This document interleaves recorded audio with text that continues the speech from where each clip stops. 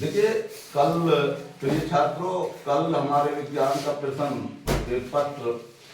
Paper जो यानी होने वाला है, तो आपको उसके बारे में यूपी बोर्ड का जो प्रश्न पत्र साइंस का 10th क्लास का होने वाला है, उसके बारे में हम आज आपको कुछ महत्वपूर्ण प्रश्नों के बारे में चर्चा करेंगे। जैसा कि पहला पाठ है रासायनिक अभिक्रिया तथा समीकरण, तो इसमें जो महत्वपूर्ण अभिक्रिया है वो हम आपको बता रहे हैं। वियोजन किसे कहते हैं, द्विविस्थापन अभिक्रिया किसे कहते हैं, और ये रेडॉक्स अभिक्रिया किसे कहते हैं, ऊष्माक्षेपी व ऊष्माशोषी अभिक्रिया किसे कहते हैं, योगात्मक अभिक्रिया किसे कहते हैं। इस प्रकार के प्रश्न आपको इस पाठ से आएंगे। इसमें यह भी ध्यान रखना है कि विकृत गंध्यता एवं अम्ल, क्षार, लवण इत्यादि के बारे में इसमें बताना है आपको। अम्ल, क्षार, अम्ल क्या होता है, क्षार क्या होता है, लवण क्या होता है। जैसा कि हमने आपको बताया है कि अम्ल वे पदार्थ हैं जो जलीय विलयन में H+ आयन देते हैं, क्षार वे पदार्थ हैं जो जलीय विलयन में OH- आयन देते हैं। लवण जब अम्ल और क्षार को आपस में मिलाया जाता है, तो जो अम्ल और क्षार को आपस में मिलाया जाता है, तो जब जल के अतिरिक्त जो पदार्थ बनता है उसे लवण कहते हैं। देखिए, यहाँ कोई पढ़ाया नहीं जा रहा है, यहाँ केवल आपको एक रिवीजन के रूप में थोड़ा थोड़ा आपको बताया जा रहा है।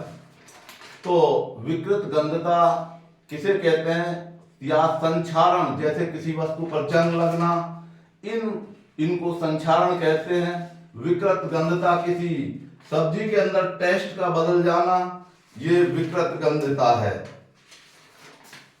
अब हम अगले पाठ के बारे में चर्चा करेंगे कि अगले पाठ में क्या महत्वपूर्ण है।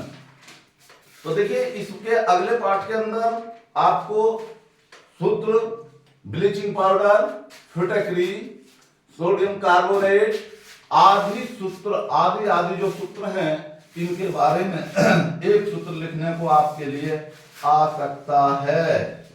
धातु और अधातु के अंदर अधातु में क्या गुण है, उनके क्या पहचान है, उनकी कैसे पहचान करोगे, उनमें अंतर क्या है। इस प्रकार के क्वेश्चन आपको धातु अधातु में से मिलेंगे। और किसी धातु सक्रियता श्रेणी से आप क्या समझते हैं, इस पर भी विवेचन कीजिए। अब कार्बन और उसके यौगिक हैं। कार्बन का हमारे जीवन में सबसे ज्यादा महत्व क्यों बताया गया है, कार्बन के सबसे अधिक तत्व क्यों हैं, इस बारे में पूर्ण जानकारी होनी चाहिए। और ये आपको इसमें ये भी बताना होगा आपको कि जो तत्व हैं, आपस में जो तत्व संयोग करते हैं, वो किस आधार पर संयोग करते हैं, और उनके संयोग का इलेक्ट्रॉन बिंदु सूत्र के द्वारा निरूपित करने के लिए हम उसे किस प्रकार प्रदर्शित करेंगे। और एक क्वेश्चन आपको IUPAC में से निश्चित रूप से आएगा, जिसका पार्ट फर्स्ट और सेकंड हो सकता है, चाहे वो एसिड हो चाहे वो एल्कोहल हो, किसी का भी IUPAC मान निकालने के लिए अवश्य आएगा। मैं केवल पाठ के आधार पर आपको थोड़ी बात याद दिला रहा हूं, जिससे भूली हुई बात जो मैंने पढ़ाई है वो पुनः आपको याद आ जाए। पाठ जैव प्रक्रम जो पाठ है, इसमें आपको ATP, ADP, वाष्पोत्सर्जन, रक्त प्लेटलेटस, विषमपोषी और समपोषी आदि के बारे में आप याद करके जाएंगे। जैसा आपको बताया गया है कि इसमें कौन कौन से क्वेश्चन इंपॉर्टेंट हैं। वो पाचन तंत्र से आप क्या समझते हो, ये क्वेश्चन भी इंपॉर्टेंट है, ये बायो के अंदर हम बात कर रहे हैं। प्रतिवर्ती क्रिया से आप क्या क्या समझते हो? जैसा कि आपको बताया है कि प्रतिवर्ती क्रिया में अचानक सांप का आ जाना, इस प्रकार की जो क्रियाएं हैं, कांटा आपके सामने कांटे आ जाना, ये क्रियाएं प्रतिवर्ती क्रियाएं होती हैं। इसमें श्वसन से आप क्या समझते हैं? और किसी फूल का सचित्र वर्णन कीजिए, हृदय के बारे में वर्णन कीजिए, और यकृत, पाचन तंत्र के बारे में तो ये क्वेश्चन बड़ा ही इंपॉर्टेंट है। हृदय और पाचन तंत्र का क्वेश्चन जो आएगा वो बड़ा क्वेश्चन हो सकता है आपके लिए। तंत्रिका तंत्र से आप क्या समझते हो? उत्सर्जन तंत्र से आप क्या समझते हो? ये क्वेश्चन आपको परीक्षा के अंदर देखने को मिलेंगे। इस प्रकार से आप इसके अंदर जो तैयारी करने, मस्तिष्क के कार्य, तंत्रिका तंत्र से आप क्या समझते हो, ये सारे क्वेश्चन आपको मिलेंगे। अब हम जीवन तंत्र में जनन तंत्र में आ जाते हैं। जनन तंत्र में कई प्रकार से जनन का वर्णन होता है, और पौधों में किस प्रकार जनन की क्रिया होती है, उन्हें परागण या परपरागण आदि के नाम से बोलते हैं। डीएनए और आरएनए का पूर्ण नाम क्या है? स्वपरागण, परपरागण से आप क्या समझते हैं? बीजों के अंकुरण से आप क्या समझते हो?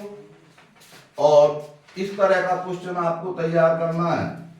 और जनसंख्या की वृद्धि का क्वेश्चन, जनसंख्या से कारण हानियां, इस तरह का क्वेश्चन भी आपको आ सकता है। और पुष्पों में निषेचन किस प्रकार होता है?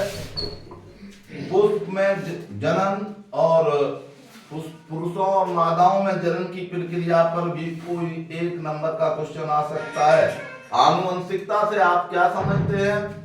जैसा कि बताया गया है, पिता के द्वारा पैतृक लक्षणों का संतान में जाना आनुवंशिकता कहलाता है। तो आनुवंशिक किसे कहते हैं, इसकी खोज किसने की? ये सारे क्वेश्चनों को आप अच्छी तरह से तैयार कर लेना। अब हम पाठ को परावर्तन के बारे में बताएंगे प्रकाश के अंदर, कि प्रकाश का किसी चिकने तल से टकराकर वापस लौट जाना परावर्तन कहलाता है। और यदि वो किसी माध्यम से, कांच से होकर गुजरता है तो उसे अपवर्तन कहते हैं। तो परावर्तन और अपवर्तन के नियम याद करना ये भी महत्वपूर्ण है। और दर्पण, दर्पण जो गोलीय दर्पण होते हैं वो दो प्रकार के होते हैं, अवतल दर्पण, उत्तल दर्पण। और समस्त दर्पण भिन्न भिन्न प्रकार के होते हैं। मुख्य रूप से उन्हें तीन भागों में बांटा जा सकता है, समतल दर्पण, लेकिन हम यहाँ पर गोलीय दर्पण की चर्चा करेंगे, क्योंकि गोलीय दर्पण ही महत्वपूर्ण है। उसी के बारे में जो भी कुछ दिया हुआ है वो गोलीय दर्पण के बारे में है। तो गोलीय दर्पण को समझाने की दृष्टि से मैंने पहले भी बताया है कि गोलीय दर्पण जो होता है वो मुख्य रूप से दो ही प्रकार के होते हैं, अवतल दर्पण और उत्तल दर्पण। तीसरा दर्पण जो समतल दर्पण होता है वो गोलीय दर्पण से अलग होता है, वो समतल दर्पण है, वो गोलीय दर्पण नहीं है। यदि किसी को इसमें शक और संदेह है तो वो अपना शक और संदेह निपटा ले। और गोलीय दर्पण, अवतल दर्पण, उत्तल दर्पण है, इनको भली भांति जैसा मैंने बताया था कि यदि खोखली कांच की गेंद का एक पृष्ठ किसी यंत्र से, चक्कू से, कैंची से या कोई और मशीनरी है, एनीबॉडी है, उससे काट दिया जाए तो उसके दो भाग हो जाते हैं। यदि उसके दबे हुए भाग पर पॉलिश कर दें तो वो उत्तल दर्पण बन जाता है, और यदि उभरे हुए भाग पर पॉलिश कर दें तो वो अवतल दर्पण बन जाता है। तो इसकी पहचान के अवतल दर्पण में प्रतिबिंब किस प्रकार के होते हैं, उत्तल दर्पण में प्रतिबिंब किस प्रकार के होते हैं। आवर्धन क्षमता से आप क्या समझते हो? F और वक्रता त्रिज्या और फोकस दूरी में क्या संबंध है? F बराबर r/2, जैसा आपको हम बता चुके हैं। कौन सी वस्तु कहां रखने पर कैसा प्रतिबिंब बनेगा? आवर्धन क्षमता से आप क्या समझते हैं? फोकस डायोप्टर से आप क्या समझते हैं? डायोप्टर का शाब्दिक अर्थ जैसे हमने बताया है कि जिस लेंस की फोकस दूरी 1 मीटर होती है उस लेंस की क्षमता को एक डायोप्टर कहते हैं। यूवीएफ में क्या संबंध है? 1/f बराबर 1/u प्लस 1/v। लेंस के लिए ये अलग हो जाता है, इसमें एक चिन्ह बदल जाता है, 1/f बराबर 1/v माइनस 1/u।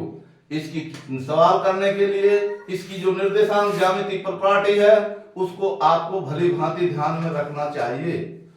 परावर्तन के नियम, अपवर्तन के नियम जैसे मैं कह चुका हूं पहले ही, आपको याद कर लेने हैं और आपको विबजॉर्ब शब्द को भी समझ लेना है। इसके सातों रंग किस प्रकार से आपस में वो आते हैं। निकट दृष्टि और दूर दृष्टि से आप क्या समझते हैं? निकट दृष्टि और दूर दृष्टि दोष को दूर करने के लिए हमें क्या प्रयत्न करना चाहिए? कौन सा यंत्र, चश्मा में कौन सा लेंस लगवाना चाहिए, इसको भी आपको देख कर जाना है। और लाल रंग और नीले रंग क्यों इंपॉर्टेंट है, विक्षेपण से आप क्या समझते हैं? तो ये सारी चीजें आपको कल पेपर में देखने को मिलेंगी। अब हम विद्युत के बारे में चर्चा करते हैं। विद्युत में वोल्ट मीटर, विद्युत क्षेत्र और ओम का नियम इंपॉर्टेंट है। और ओम के नियम के लिए दो सत्यापन है, R बराबर R1 plus R2 plus R3 plus R4, 1/R equal to 1/R1 plus 1/R2 plus 1/R3। और इस तरह से ये आपको देखना है। अब आपको इन पर आधारित सवाल भी आपको परीक्षा में मिलेंगे, छोटे व बड़े प्रश्न। अब हम और आगे बढ़ते हैं तो हम देखते हैं फोकस दूरी, वक्रता केंद्र, इनके बारे में और भी आपको ज्ञान करना है, पढ़ना है। अब इससे आगे हमें देखना है कि हमारा जो पाठ है वह विद्युत धारा का चुंबकीय प्रभाव यानी चुंबक।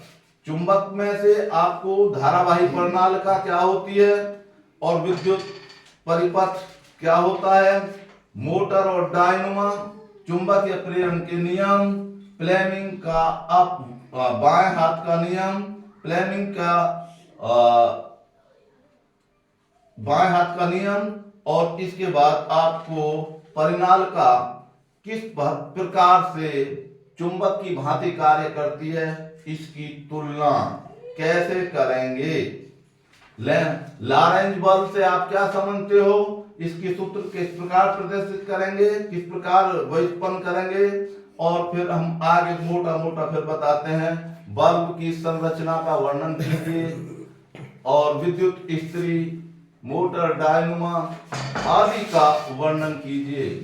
और प्रदूषण से आप क्या समझते हैं, विभिन्न प्रकार के प्रदूषण के बारे में वर्णन कीजिए। इस प्रकार से हम अपनी बात को इस शब्दों के साथ विराम देते हैं और इन पर गौर करके परीक्षा में जाना।